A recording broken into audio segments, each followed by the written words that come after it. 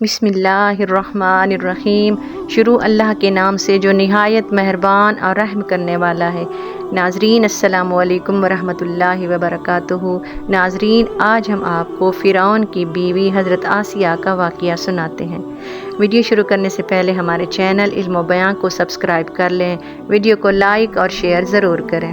ناظرین، فرعون کی بیوی کا واقعہ اکثر مختلف تاریخی اور مذہبی کتابوں میں مذکور ہے، مگر اس کا ذکر زیادہ تفصیل سے اسلامی روایات اور کہانیوں میں ملتا ہے۔ تاہم بائبل اور تورات میں بھی مختلف واقعات سے متعلق فرعون کے خاندان کا ذکر موجود ہے۔ اسلامی روایات کے مطابق فرعون کی بیوی کا نام حضرت آسیہ بنت مزاحم تھا۔ وہ مصر کے شاہی خاندان سے تعلق رکھتے تھے۔ حضرت آسیہ ایک نیک اور پرہیزگار خاتون تھی، جبکہ فرعون ایک ظالم اور کافر بادشاہ تھا۔ فرعون مصر کا بادشاہ تھا اور وہ اپنے آپ کو خدا سمجھتا تھا۔ اس نے مصر کے علاوہ کچھ ارد گرد کے علاقوں پر بھی حکمرانی کی۔ اسلامی تاریخ میں آسیہ کا کردار حضرت موسیٰ علیہ السلام کی کہانی کے ساتھ گہرے تعلق میں ہے۔ سب سے مشہور واقعہ حضرت موسیٰ علیہ السلام سے متعلق ہے۔ جب حضرت موسیٰ علیہ السلام پیدا ہوئے تو اس وقت کے فرعون کو ایک خواب آیا تھا، جس میں اس نے دیکھا کہ بنی اسرائیل کا ایک بچہ اس کی حکومت کا خاتمہ کرے گا۔ اس خواب کی تعبیر سننے کے بعد فرعون نے حکم دیا کہ بنی اسرائیل کے ہر نوزائیدہ لڑکے کو قتل کر دیا جائے، تاکہ کوئی بھی بچہ اس کے خلاف نہ اٹھے۔ حضرت موسیٰ کی والدہ کو خدشہ تھا کہ ان کا بچہ بھی قتل کر دیا جائے گا، لہٰذا اللہ تعالیٰ کے حکم سے انہوں نے حضرت موسیٰ کو ایک ٹوکری میں ڈال کر دریا میں چھوڑ دیا۔ یہ ٹوکری فرعون کے محل تک پہنچ گئی اور وہیں آسیہ نے اس بچے کو پایا۔ آسیہ نے اس بچے کو اٹھایا اور اس سے محبت کا اظہار کیا۔ اس نے فرعون سے درخواست کی کہ اس بچے کو قتل نہ کیا جائے، بلکہ اسے اپنا بیٹا بنا کر پالا جائے۔ فرعون ابتدا میں تذبذب کا شکار تھا، مگر آسیہ کی محبت اور دلیلوں کے باعث وہ مان گیا اور حضرت موسیٰ کو زندہ رہنے دیا۔ حضرت موسیٰ کو آسیہ نے اپنی دیکھ بھال میں لے لیا اور وہ فرعون کے محل میں پلے بڑھے۔ اسلامی روایات کے مطابق آسیہ نے حضرت موسیٰ کی نیکی اور سچائی کو جلدی پہچان لیا۔ جب حضرت موسیٰ نے اللہ تعالیٰ کا پیغام پہنچایا اور فرعون کو اس کی ظالم حکومت اور کفر سے روکا، تو حضرت آسیہ فوراً حضرت موسیٰ علیہ السلام پر ایمان لے آئی۔ آسیہ نے فرعون کی حکومت اور دنیاوی دولت کی پرواہ نہیں کی اور اللہ پر ایمان رکھا۔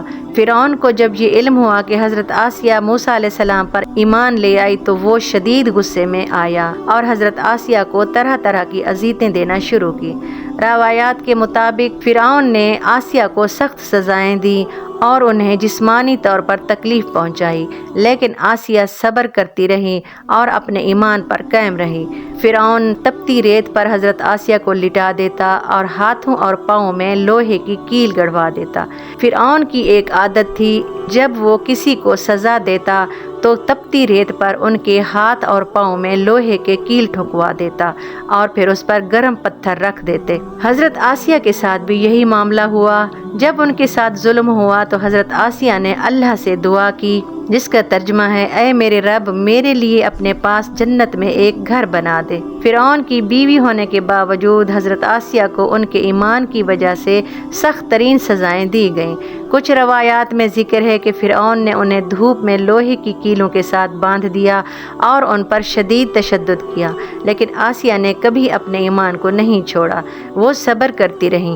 آخر کار فرعون نے آسیہ کو موت کی سزا دے دی اور وہ اللہ کی راہ میں شہید ہو گئیں۔ ان کا یہ قربانی دینے کے لیے ایک مثال بنی کہ ایک عورت جو دنیاوی دولت اور شہرت کی مالک تھی، اللہ کے راستے میں سب کچھ قربان کر سکتی ہے۔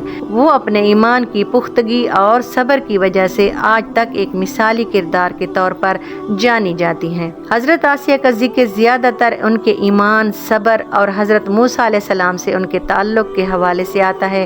ان کی حکمرانی کے متعلق زیادہ تفصیلات نہیں ملتی، کیونکہ ان کی سب سے بڑی پہچان اللہ پر ایمان اور فرعون جیسے ظالم بادشاہ کے مقابلے میں ثابت قدم ہونا تھا۔ روایت میں ان کا کردار ایک نیک اور پرہیزگار خاتون کے طور پر پیش کیا گیا ہے، جس نے اللہ کی رضا کی خاطر دنیاوی آسائشوں اور طاقت کو ترک کیا۔ آسیہ کا واقعہ ہمیں سکھاتا ہے کہ ایمان کی قوت دنیا کی کسی بھی طاقت سے زیادہ ہے۔ انہوں نے دنیا کی بادشاہت اور دولت کو ٹھکرا کر اللہ کی راہ میں سب کچھ قربان کیا، اور ان کا ذکر قرآن اور احادیث میں ایک نیک اور مثالی خاتون کے طور پر کیا گیا ہے۔ آج بھی ان کا نام صبر، ایمان اور قربانی کی ایک علامت کے طور پر یاد کیا جاتا ہے۔